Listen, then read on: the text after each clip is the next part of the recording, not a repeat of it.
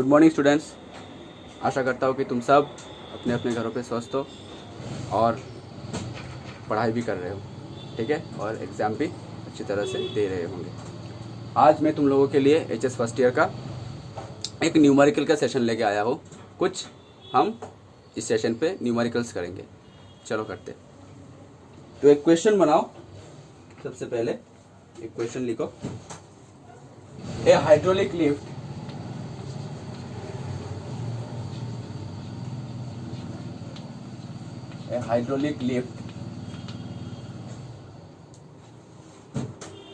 is designed to lift cars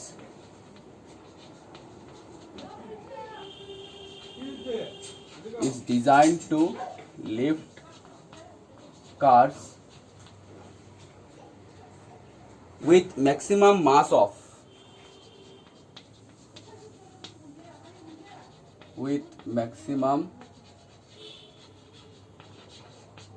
of 3000 kg.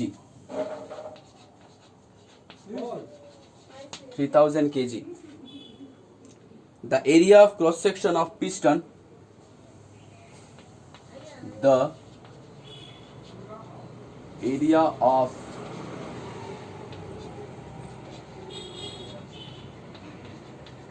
cross section of the piston. The area of cross section of the piston carrying the load is carrying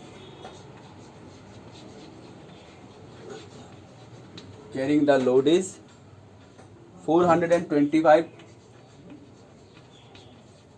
centimeter square. What is the maximum pressure?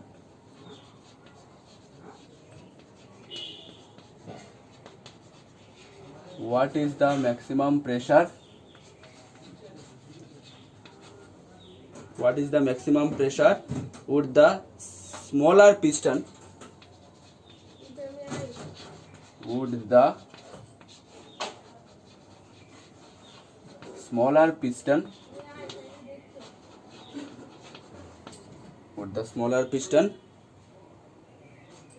have to bear?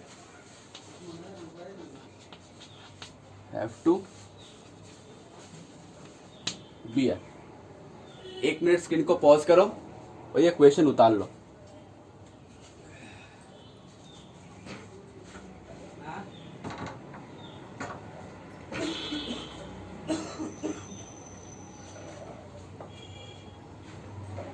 उतार लिया?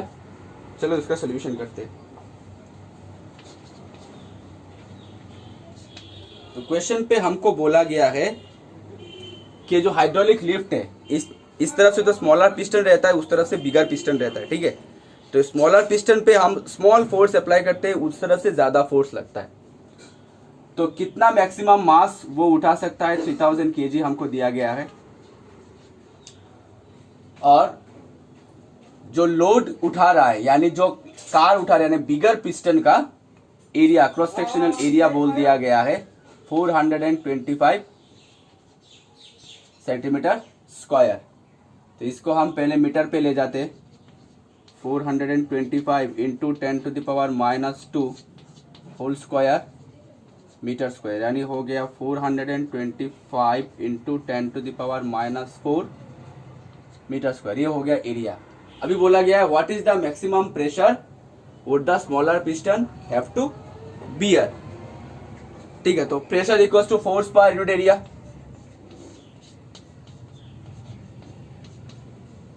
Force equals to हो गया mass into acceleration due to gravity divided by area, ठीक है। सारे value बिठा दो और मैक्सिमम प्रेशर निकालो। एकदम इजी सोल्यूशन। मास का 3000 यानी 3 इंटू 10⁻³ इंटू जी का 10 पकड़ लो और एरिया हो गया 425 इंटू 10⁻⁻4। अभी ऊपर देखो 10⁻4 हो गया तो ऊपर उठ गया, ऊपर 10⁻4 हो गया और ये 10⁻⁻4 अगर ऊपर उठ गया 10⁻+4 हो जाएगा। तो हो गया हमारा 3 divided by 425 into 10 to the power हो जाएगा हमारा ऊपर 4 हो जाएगा 10 टू द पावर 8 हो जाएगा। तो 3 डिवाइडेड बाई 425 होता है हमारा अल्टीमेट। अगर इसका आंसर निकाले तो हो जाएगा 6.92 into 10 to the power 6, 10 to the power 6 नहीं 10 टू द पावर 5 पास कर। एकदम इजी सोल्यूशन। जितना बड़ा क्वेश्चन लगता है उतना बड़ा है नहीं, उतना इजी सोल्यूशन है। ठीक है, चलो और क्वेश्चन बनाते हैं।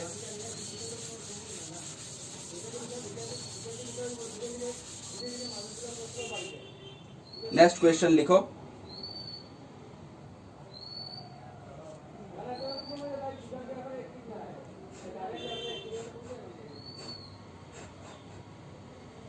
नेक्स्ट एक क्वेश्चन लिखो।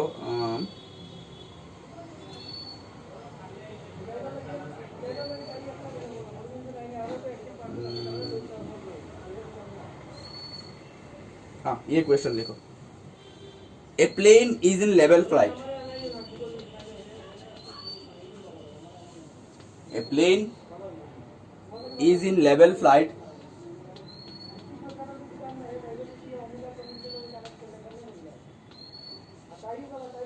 plane is in level flight at constant speed at constant speed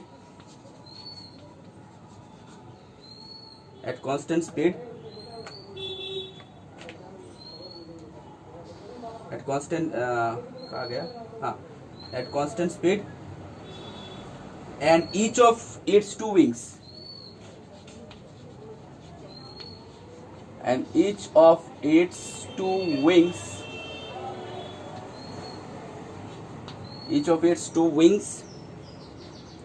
has an area of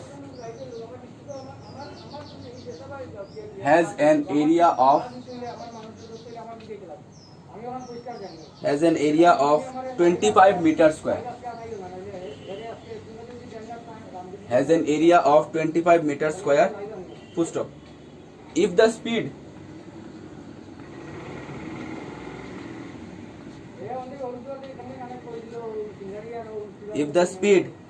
of the air is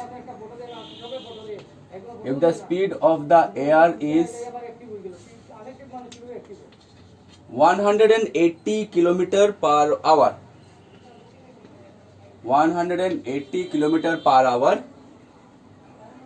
over the lower wing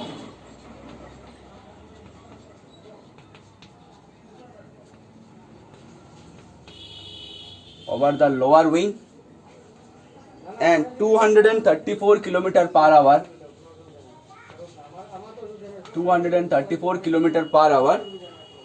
over the upper wing.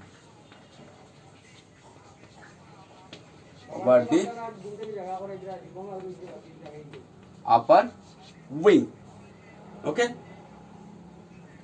Determine the plane's mass. Determine the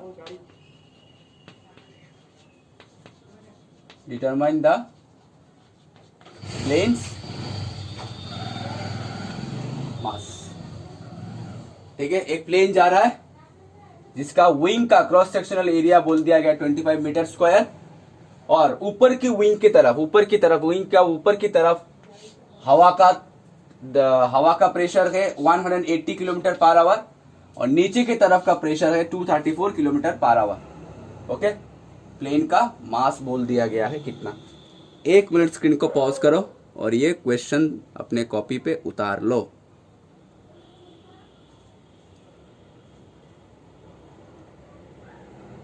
चलो इसका solution करते हैं। Wing का area बोल दिया गया है 25 metre square. ठीक है, एक विंग का बोल दिया गया 25 मीटर स्क्वायर, तो विंग तो 2 रहेगा, तो टोटल एरिया 25 इंटू 2 यानी 50 मीटर स्क्वायर। समझ में आया? अच्छा, अभी ऊपर की तरफ वेलोसिटी बोल दिया गया है V1 बोल दिया गया है 180 किलोमीटर पर आवर, इसको हम मीटर पर सेकंड पे कन्वर्ट करते हो तो एकदम आसान है। किलोमीटर पर आवर से मीटर पर सेकंड पे कन्वर्ट करने का फॉर्मूला ये है, फंडा ये है, एकदम शॉर्टकट 5/18 से मल्टीप्लाई कर दो, एकदम शॉर्टकट है। किलोमीटर पर आवर से मीटर पर सेकंड पे कन्वर्ट करने का एकदम शॉर्टकट और टाइम बचाओ फॉर्मूला ये है कि जो भी वैल्यू हो इसको 5/18 से मल्टीप्लाई कर दो। और उल्टा अगर मीटर पर सेकंड को अगर हम किलोमीटर पर आवर पे लेके जाए तो 18/5 से मल्टीप्लाई कर दो, ठीक है। तो ये हो गया 10, तो हो गया हमारा 50 मीटर पर सेकंड, ठीक है। और V2 बोल दिया गया है 234 किलोमीटर पर आवर, तो इसको भी सेम हम 5/18 से मल्टीप्लाई करेंगे। तो अगर हम कैलकुलेशन करें तो इसका हो जाता है 65 मीटर पर सेकेंड। तो V1 हो गया हमारा 50 मीटर पर सेकेंड, V2 हो गया हमारा 65 मीटर पर सेकेंड, ठीक है। पकड़ लेते हैं P1 pressure of upper wing, P1 is the pressure of upper wing, और P2 पकड़ लेते हैं प्रेशर ऑफ लोअर विंग, ठीक है।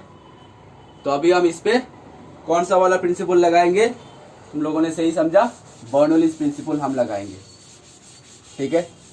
तो यहाँ पे तो हमारा सिर्फ प्रेशर एनर्जी और काइनेटिक एनर्जी आएगा, पोटेंशियल एनर्जी हमारा यहाँ पे कोई नहीं आएगा, क्योंकि यहाँ पे तो हाइट नहीं बोला गया है, ठीक है।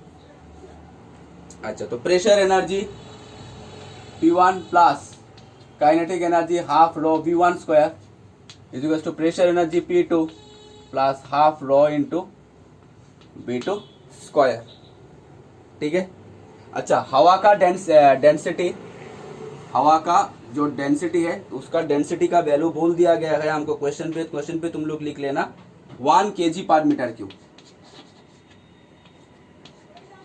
1 kg पर मीटर क्यूब, ठीक है। तो इधर से हम P1 माइनस P2 निकालते हैं, इधर से हम P1 माइनस P2 निकालते हैं,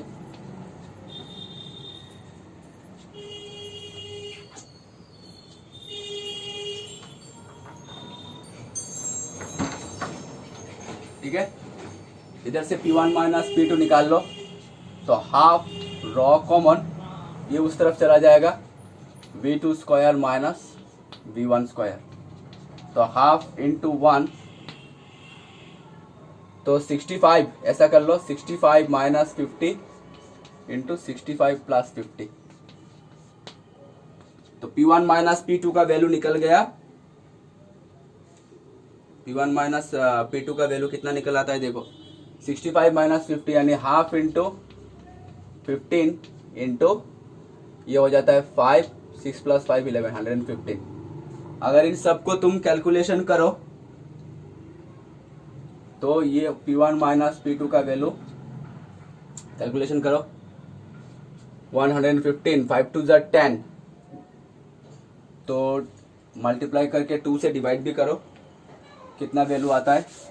अगर नहीं भी अगर दिक्कत हो रहा है तो यहाँ तक ही रख दो, हमको तो अल्टीमेटली फोर्स निकालना है, हमको तो अल्टीमेटली ऊपर का मास निकालना है। तो पहले मास निकालने से पहले हमको फोर्स निकालना होगा, force equals to pressure difference P1 minus P2 into area, तो half into 15 into 115 into area का वैल्यू हमारा 50, तो 2 से 50 कैंसिल 25। अगर इन सब को हम मल्टीप्लाई कर दे तो रिजल्ट आता है 43125, 43125 इतना न्यूटन।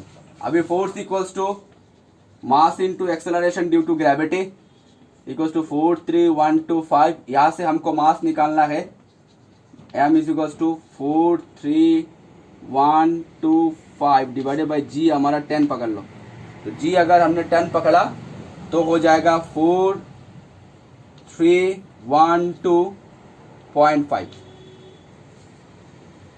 4312.5 इतना kg,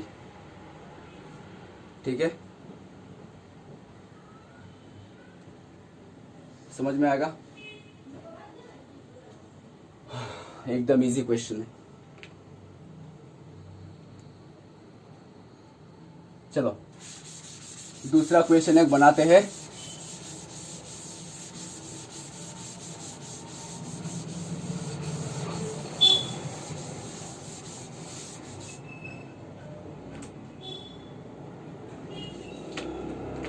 दूसरा क्वेश्चन एक दिया गया है कि in an experiment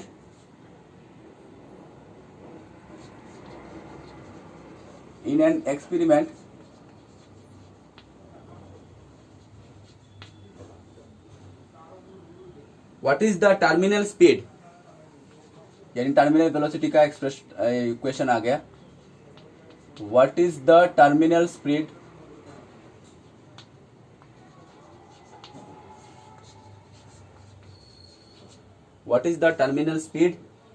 of an uncharged drop?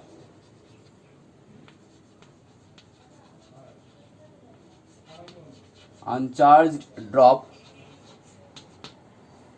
drop of radius 2 into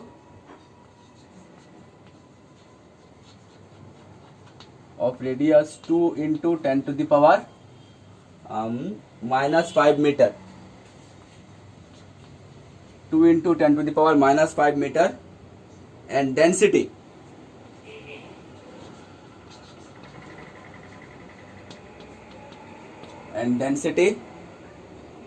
1.2 into 10 to the power minus 3. 1.2 into 10 to the power minus 3 kg per meter cube. Full stop. Take the viscosity of air. Take the viscosity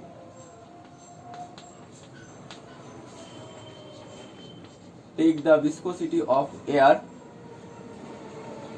at the temperature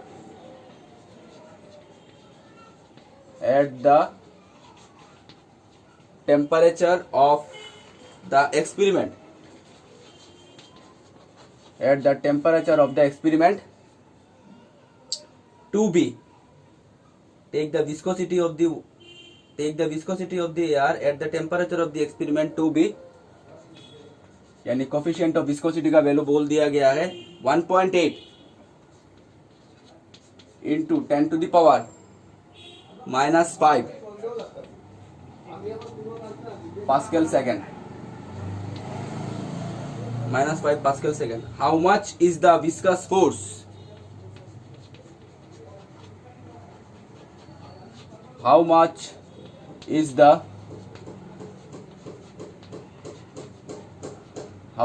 viscous force? How much is the viscous force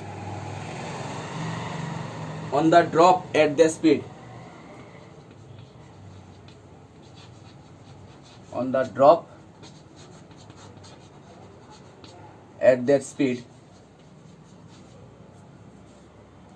neglect buoyancy of the drop. अच्छा ये तो छोड़ो, neglect buoyancy of the drop का neglect करने के लिए बोला गया है। ठीक है, ये हमारा क्वेश्चन है। 1 मिनट स्क्रीन को पॉज करो और ये क्वेश्चन उतार लो।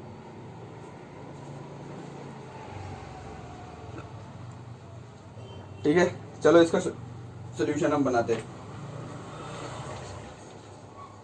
हमको बोला गया है रेडियस ऑफ द ड्रॉप दे दिया गया है। आर का radius पेरिकली 2 into 10 to the power minus 5 इतना मीटर। और क्या दिया है, डेंसिटी ऑफ द लिक्विड दे दिया गया है। ठीक है, तो density of the liquid rho is equals to 1.2 into 10 to the power minus 3 kg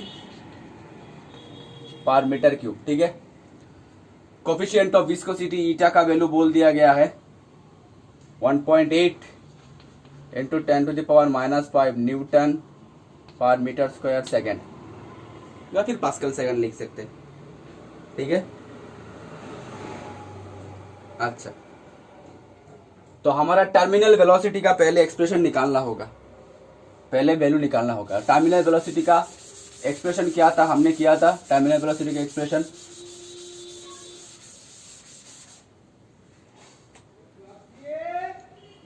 terminal velocity का expression Vt is equal to 2/9 into R square, 2/9 into R square into rho minus rho zero divided by eta into जी।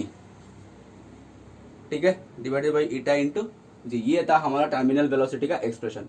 अभी देखो रो zero यानी हवा का density है, रो zero यानी density of air. Density of air कितना, 1 kg पर मीटर क्यूब। और हमारा गिवन जो लिक्विड का डेंसिटी है 1.2 इंटू 10⁻³ ठीक है। यानी यहाँ पर जो लिक्विड है ये रो जीरो को हम अगर नेग्लेक्ट करने के लिए बोला गया है, क्योंकि क्वेश्चन पे बोल दिया गया है कि neglect the buoyancy of the drop, यानी जो ड्रॉप हवा में से हो रहा है, जो ड्रॉप हवा में से हो रहा है, जो हवा का डेंसिटी जो है उसको हम नेग्लेक्ट करने के लिए बोला गया है। यानी रो जीरो को हम लिटरली नेग्लेक्ट कर सकते हैं। अगर हमने रो जीरो को लिटरली नेग्लेक्ट कर दिया, नेग्लेक्टिंग साइड पे लिख लो, नेग्लेक्टिंग रो जीरो को अगर हम लिटरली नेग्लेक्ट कर दिया तो 2/9 रह गया हमारा R square rho g divided by eta. ठीक है, तो सारे वैल्यू बिठा दो।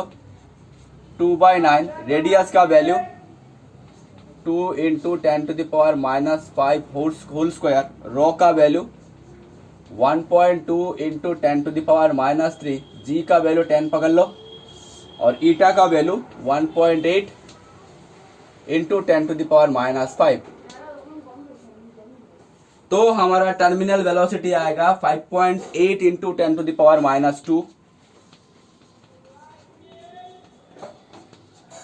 इतना मीटर पर सेकेंड, या फिर इतना मीटर पर सेकेंड। ये हो गया हमारा अल्टीमेटली टर्मिनल वेलोसिटी का एक्सप्रेशन। अभी विस्कस फोर्स का वैल्यू निकालने के लिए बोला है, और स्टोक्स थ्योरम से विस्कस फोर्स का वैल्यू कितना आता है, स्टोक्स थ्योरम से हमने पढ़ा है। स्टोक्स थ्योरम से विस्कस फोर्स का वैल्यू आता है, इसका जैसा फॉर्मूला है 6 पाई ईटा आर बीटी। ठीक है, तो सारे वैल्यू बिठाओ। 6 इंटू पाई का वैल्यू 22/7, ईटा का वैल्यू कितना था, ईटा का वैल्यू यहां से बिठा देते 1.8 इंटू 10⁻⁻5, 6 पाई ईटा हो गया। आर का वैल्यू था ये 2 इंटू 10⁻⁻5, आर का वैल्यू था ये, और बीटी का वैल्यू हमने निकाल लिया 5.8 इंटू 10⁻²। अगर ये सारे वैल्यू अगर तुम कैलकुलेशन करोगे तो रिजल्ट आएगा 3.9 इंटू 10⁻10 न्यूटन।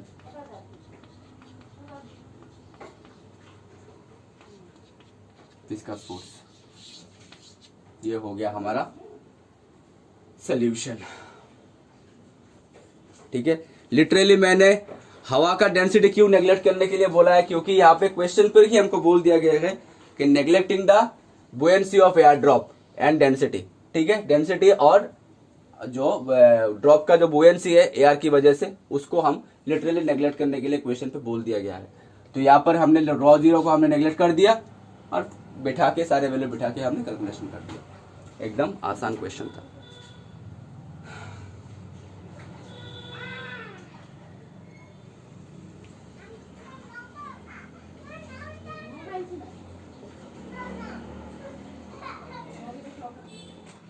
ठीक है, चलो एक और क्वेश्चन बनाते हैं। कैपिलरी राइज का जो हमने किया था कल एक्सप्रेशन, उसका हमने एक क्वेश्चन कर लेते हैं।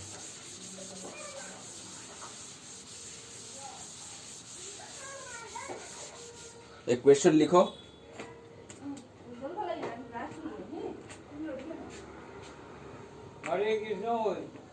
एक क्वेश्चन लिखो ऐसे कि mercury has an angle of contact, mercury एक जी दे दो, इतना लंबा नाम कौन लिखेगा। Mercury has an angle of contact, mercury has an angle of contact equal to 140 degree, 140 degree with soda lime glass, with soda lime glass, ठीक है। A narrow tube of radius, यानी छोटा,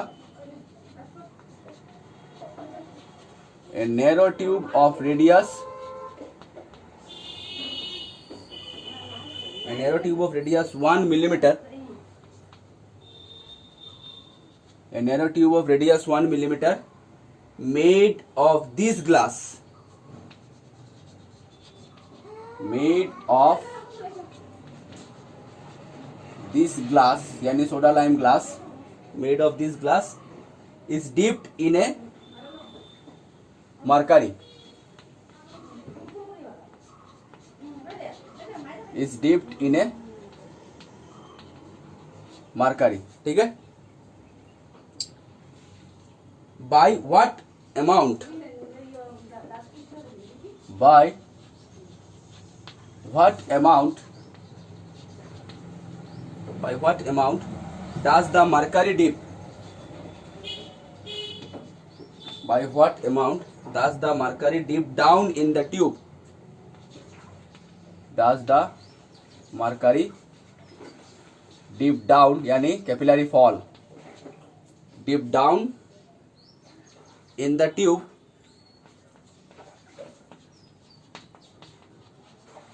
dip down in the tube relative to the liquid surface,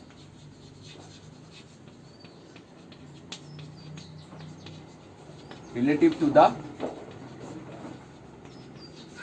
liquid surface, relative to the liquid surface outside,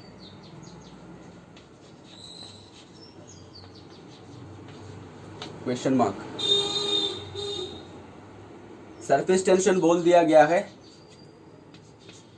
surface tension का value बोल दिया गया है 0.465 Newton पर मीटर,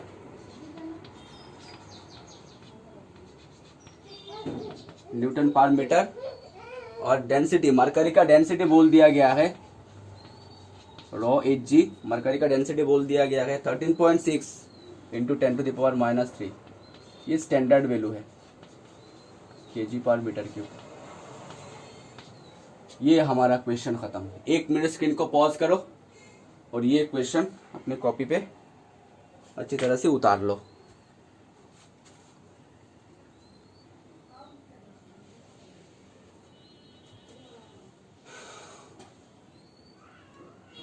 चलो इसका सोल्यूशन करते हैं। तो सरफेस टेंशन का वैल्यू बोल दिया गया है 0.465 न्यूटन पर मीटर, डेंसिटी ऑफ मरकरी बोल दिया गया है 13.6 इंटू 10⁻³ ठीक है। तो कैपिलरी टेंशन का फॉर्मूला क्या था, सरफेस टेंशन का फॉर्मूला ये था कि H r divided by 2 cos theta, यही था हमारा उस दिन का फॉर्मूला सरफेस टेंशन और कैपिलरी राइज और कैपिलरी फॉल का रिलेशनशिप। ठीक है, यहां से हमको H निकालना है, कितना राइज या कितना फॉल हुआ, यानी हो गया 2t cos theta divided by r ρ into g. ठीक है, रेडियस बोल दिया गया है 1 मिलीमीटर, तो इसको हम मीटर पे कन्वर्ट कर लेते हैं, यानी 10⁻³ मीटर। सारे वैल्यू यहाँ पे बिठा दो। टी का वैल्यू हम जानते हैं, cos थीटा, cos 140 डिग्री का वैल्यू निकाल लो। cos 140 डिग्री का वैल्यू कितना आएगा, cos 140 डिग्री का वैल्यू अगर नहीं जानते हो तो ASTC रूल अप्लाई करके तुम cos 140 डिग्री का वैल्यू आसानी से निकाल सकते हो। ठीक है, अगर नहीं जानता है तो cos 140 डिग्री का वैल्यू मैंने यहाँ पे कैलकुलेटर पे निकाला है तो उसका वैल्यू लिख लो -0.766 यह है cos 140 डिग्री का वैल्यू। तो h इक्वल्स टू बैठा दो वैल्यू 2 इंटू टी का वैल्यू 0.465 इंटू cos थीटा का वैल्यू -0.7660, इसीलिए माइनस आया, इसीलिए कैपिलरी फॉल होगा। r का वैल्यू 1 मिलीमीटर इंटू 10⁻³ रो का वैल्यू 13.6 इंटू 10⁻³ ठीक है, और g का वैल्यू 10 पकड़ लो। ये सारे वैल्यू अगर तुम कैलकुलेशन करोगे तो आएगा -5.34 into 10⁻³ metre. Negative sign indicates that capillary fall. Negative sign indicates that capillary fall. ठीक है,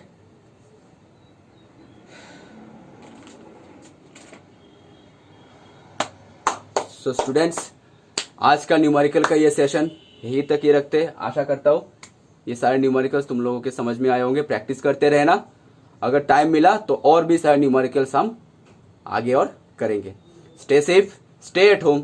थैंक यू।